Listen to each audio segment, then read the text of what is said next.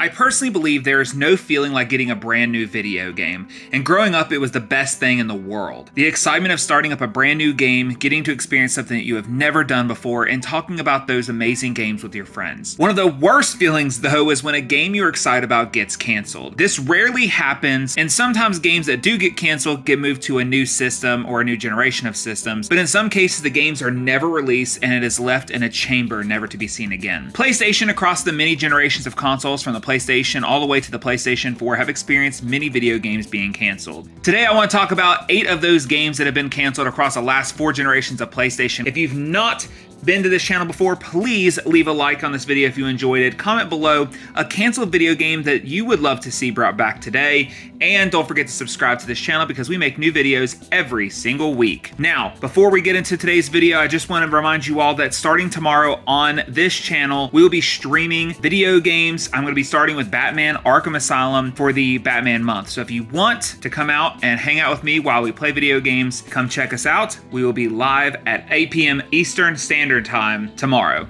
Up first, we have a survival horror video game. Now, I know on the PlayStation 1 and PS2, we had a dozen of those games, if not more, to play and select from. And also during that time, we had a lot of video games that were based on movies. We had video games like the Fantastic Four game, we had the Spider-Man movies, and even in recent years, we've gotten games based on horror movies like Friday the 13th, Killer Clowns of Outer Space, Saw, and many more. Now, one movie franchise that's never saw a video game was Tremors. Well, we almost did back in 2002 when Rock Solid Studios announced that Tremors The Game was going to be releasing sometime in the near future when they made the announcement in August of 2002. It was scheduled to release on the PlayStation 2 and had a release date of fall of 2003, but it was quietly canceled the summer before the game was scheduled for release. Tremors The Game was going to be set a few years after the first wave of graboids appeared.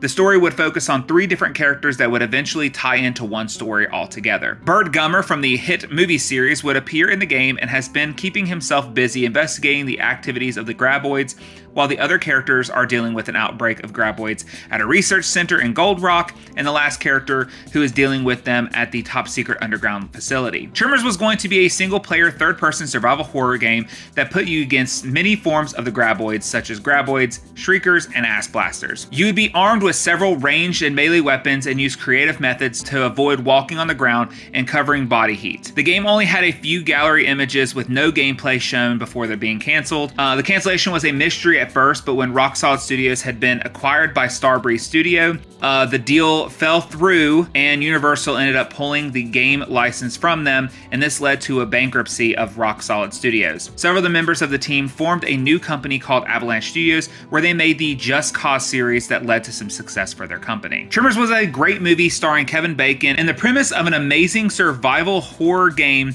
based on that world and the characters sounded fantastic. Sadly, this game will never see the light of day, and we will have to settle for all of the crappy sequels they keep releasing until eventually a reboot of the franchise happens. Brash Entertainment, along with 2 different companies, had made plans to release and make 2 separate superhero games based on the DC Comics heroes Flash and Superman. In 2008, Battle Rock Entertainment and Brash Entertainment was working on a licensed The Flash game before the project was canceled when Brash closed down.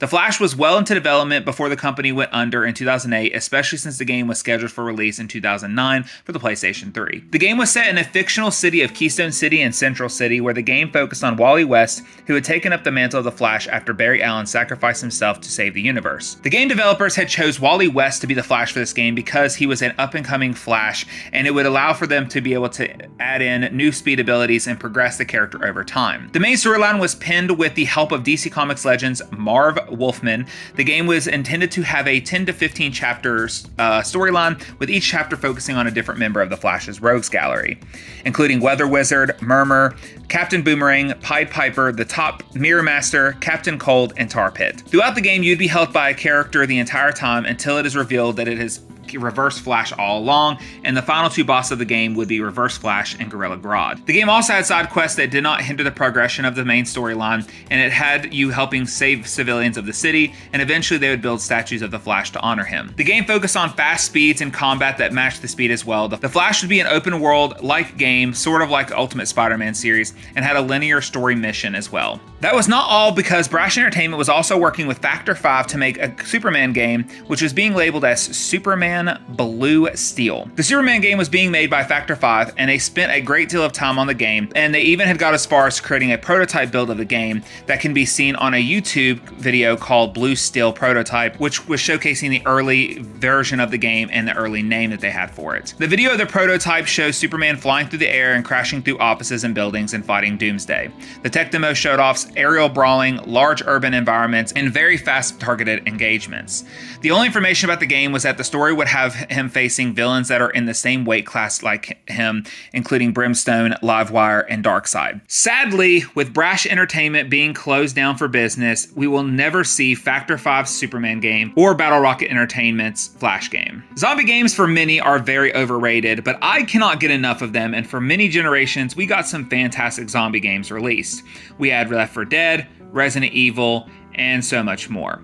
They're all fantastic zombie games to choose from out there, and back in 2004, we were told about another zombie game that we were going to get called George A. Romero's City of the Dead. City of the Dead was announced in late 2004 and was announced to be released in March of 2006.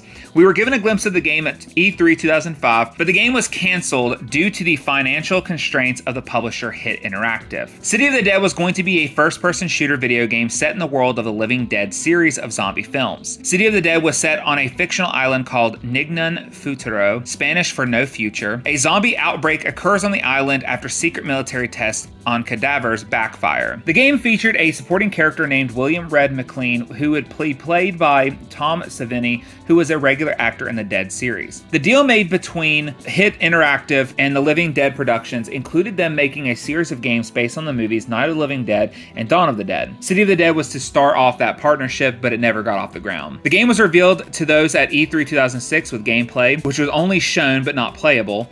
The game had high levels of violence, blood, and gore. George A. Romero is one of my favorite film producers, directors, etc., and I hate that this game never got made because I would have loved to have had a game series based on some of my favorite movies. We do have plenty of zombie games to heal our wounds, but it does not change the fact that we will miss out on such a great looking zombie game with a good premise. Our next game is Gotham by Gaslight, which was pitched by Day One Studios, and they created an early prototype of the game and some menu concept arts that they showed off to Warner Brothers. Gotham by Gaslight is a one-shot comic by DC Comics that was considered to be the first Elseworld story and focused on a Batman that was set back in 1889 instead of the current day and took place in a steampunk Europe and dealt with the serial killer Jack the Ripper. The prototype for the game looks badass, and I would have loved to have gotten my hands on this game. It was only a pitch for the PS3, and we will never know what this game had to offer because it never made it past the early prototypes and the pitch that they had. One of the very few games that we're going to talk about that was canceled from the PlayStation 4 era was one of the most anticipated Star Wars titles called Star Wars 1313. There was so much success that came from the Jedi Knight series and the Knights of the Old Republic series that fans wanted another authentic single-player Star Wars experience. Though I loved the Star Wars Force Unleashed series, it was not received well and people wanted something different. And when Star Wars 1313 released its first trailer for the PS4, the game was hyped by many. The game had a short lifespan because Lucasfilms was closed by Disney in October of 2012, and in March of 2013, they canceled several projects by Lucasfilms and LucasArts, who made the video games for Star Wars. All the staff was laid off and the game was canceled. Star Wars 1313 was planned to be set in a familiar yet unexplored area of the universe. The story was going to focus on a young Boba Fett as he navigated the sleazy underbelly of the metropolis and take contracts from local crime bosses. The gameplay was going to focus on fast-paced combat and universe-specific gadgets instead of the Force. The game was inspired by Uncharted and had similar designs in mind. The game did not have much to showcase outside of the trailer and a quick demo from E3 that year, but the gameplay looked identical to Uncharted, which was a good thing because the gameplay was amazing in that game. The set and level design was gorgeous, and Star Wars 1313 had the possibility of being one of the best Star Wars games ever made. Thankfully, since its cancellation, we have gotten a great Star Wars game with Star Wars Jedi Fallen Order, and a sequel is on its way. It would have been great though if Disney would have allowed this game to see the light of day, because I think this game, if given the chance to be completed, could be one of the great games worth playing today. So earlier we talked about a Batman game pretty quickly because there's not a whole lot of information on it, but another game that was supposed to be made for Batman for the PlayStation 3 is probably one of the most disappointing games that's been canceled. Pandemic Studios, who developed several Star Wars Battlefront games and both the original Destroy All Human games, was supposed to be making a Batman The Dark Knight video game based on Christopher Nolan's film The Dark Knight with the help of Electronic Arts. Batman The Dark Knight was going to be a sequel to the Batman Begins video game as well that was released on the PS2 back in 2005. Pandemic Studios did not make the previous game, but they aimed to improve on all of the things that game did well. The Dark Knight was labeled as an action stealth game being released for the PlayStation 3 and was being worked on from September 2006 to October of 2008. In Batman The Dark Knight, players would take control of Batman with the ability to freely explore Gotham City, drive vehicles, and perform missions. Pandemic Studios was given access to the film script and the entire cast would reprise their roles for the game. They began working on the game before the movie was finished. The Dark Knight originally was going to be developed as a linear style story similar to the Batman Begins game, but the studio believed that the game should be retooled to fit a more open world approach because it fit the vision that Nolan had for the film. The technology needed to make the game did not work with the original assets that they had for the game. Pandemic Studios was using the new engine Odin, which when they transferred all the work done on the game into the engine, there was many technical problems. Batman's model, when imported, made the controls of the character hard because the frame rates would drop. The development kits would even crash because it could not handle the input. Electronic Arts made the decision to cancel the game because it would not be done by the deadline of December of 2008, so they had to cancel the game. EA missed out on millions of dollars of potential revenue for not releasing the game, and they made the choice not to renew their license of Batman, which returned back to the Warner Bros. Interactive Entertainment. For those who do not know, Warner Bros. Interactive was responsible for the release of the critically acclaimed Batman Arkham series. The Dark Knight only made its appearance in video games when it comes to the expansions to the Lego Batman 3 game and a batsuit inspired by the Dark Knight and DLC for the Batman Arkham Knight game. Batman The Dark Knight was meant to be kept a secret, but Gary Oldman, who played Jim Gordon, accidentally revealed the game during an interview with G4. Oldman talked about the potential of the game, and at that point it put pressure on them to finish the game, but was unable to do so. The game was canceled at that point of October of 2008. The premise of the game is what you would expect. It was following the entire story of the movie, and the game would have introduced Joker and Two-Face to the game. It was an open-world experience that had missions that could be completed that would flow with the story of the movie. It is a shame that we never got this game because the movie was one of the best Batman films ever made, and this game could have easily have been one of the best Batman games if given the time to be developed by EA.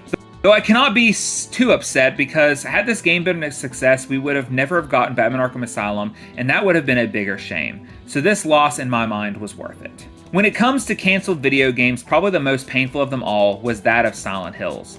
The game was probably one of the most promising titles in the Silent Hill series in years, and upon its showcase through the PT demo, people were hooked. Silent Hills was a horror game being developed by Kojima Productions and was going to be published by Konami for the PS4. It started development in 2012 and was going to be the 9th main game in the series and was directed by Hideo Kojima and Guillermo del Toro.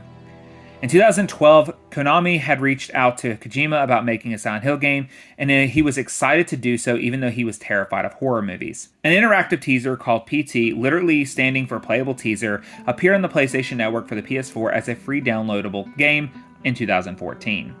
PT used a first-person perspective that was different from the series' third-person perspective.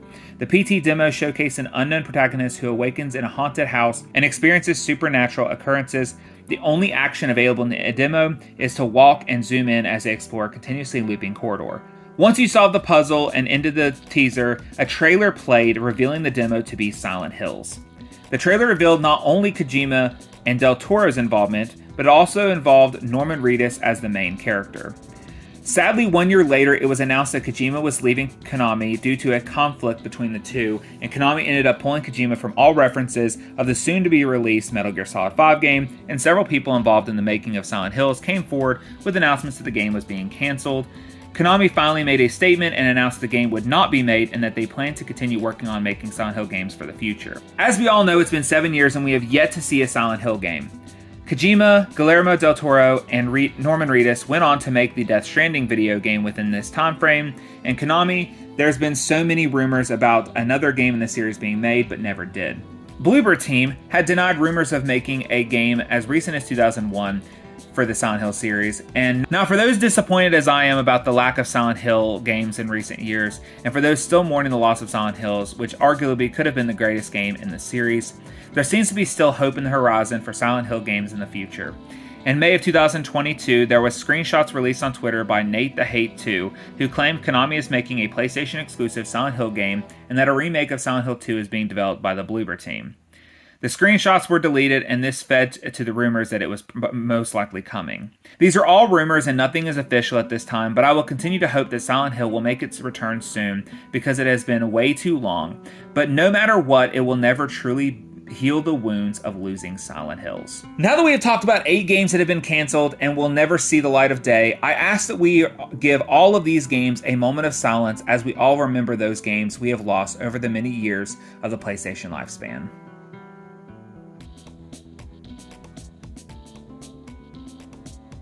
Thank you all so much for watching today's video, and tell me below in the comments what games that have been canceled that you are sad about and wish got made. If you like this video, please like, comment, and subscribe to this channel. If you like Batman, please check out the Blockade Who Laughs channel where we post Batman content weekly. There's a new video over on the channel right now of my entire Batman collection, so please check that out.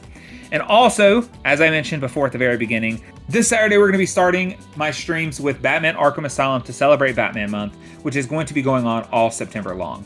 I would appreciate you guys coming out on Saturday around 7 to 8 p.m. and hanging out and chatting about all things video games and Batman. Thank you all, and I will see you all next time. Have a good day. I'm going to go play some more video games.